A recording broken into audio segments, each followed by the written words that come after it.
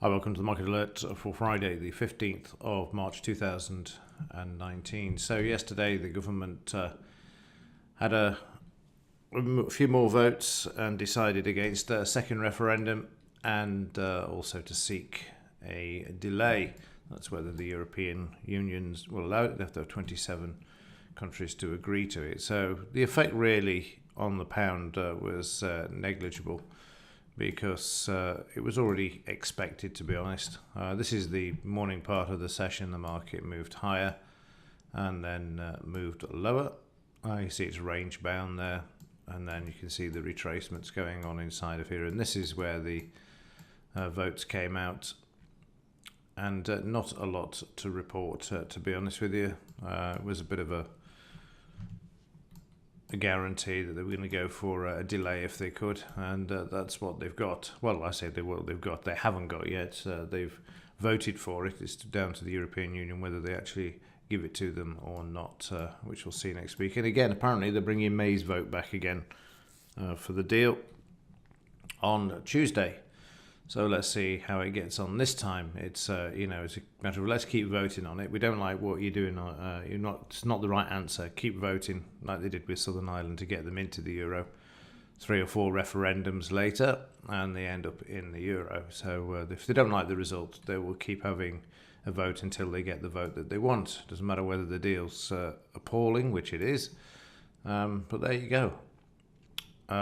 Anyway, so you can see the impact on the market yesterday. Not a fat lot inside bar, and the market showing a bit of weakness there as well. And I would imagine that this weakness may continue as well, because now it just shows what a bunch of complete incompetence that they are down in the House of Commons. It's something else to behold. I'm not really into politics, as I've said before. I'd rather do economics. But having watched the live debates over the last couple of days, I despair, frankly.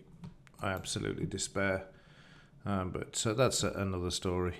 Meanwhile, in the Dow, this making its way up slowly. Nothing major this week.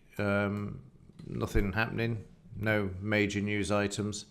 And if we do mark up this from the recent high of here and this low, we should be able to project to the upside there. So I'll just click on this again. So from the high down to the recent low.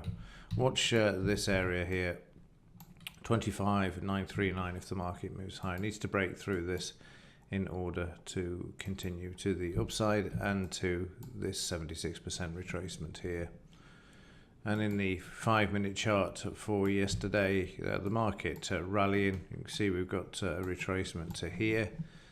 Just mark this one up for you. From the high to the low, straight to the 76% retracement. Market then moves lower, comes back, eventually breaks through the 76% retracement. Another small retracement here, and the market then drifts lower. Very strange day for the Dow yesterday, but like I said, there's not a lot to move prices higher at the moment. Also, here you can see how the 200 bar moving average and the DP level has become its support on the overnight, and prices moving back to the upside once more. So keep an eye on those figures in the daily chart. News for today, absolutely nothing. Also nothing from Parliament, so it could be a very quiet day all round. That said, quiet days are the days when the market has the opportunity to move higher, which is what we saw on Monday. So who knows? But just keep an eye on the volatility. See, as long as there's momentum, then there's a pretty good chance. And speaking of the lack of momentum, Bitcoin doing nothing. So I will move along swiftly and conclude. So this is the last one for the week. Have a great weekend. Everything remains the same as far as the trading hours are concerned at the moment. We don't put the clocks forward to BST until another couple of weeks. So we'll be out by an hour as far as the US markets are concerned, and also trading on the pound as well. Okay, that will do it for this one. Have a great weekend. As ever, thanks for watching. See you in the next one.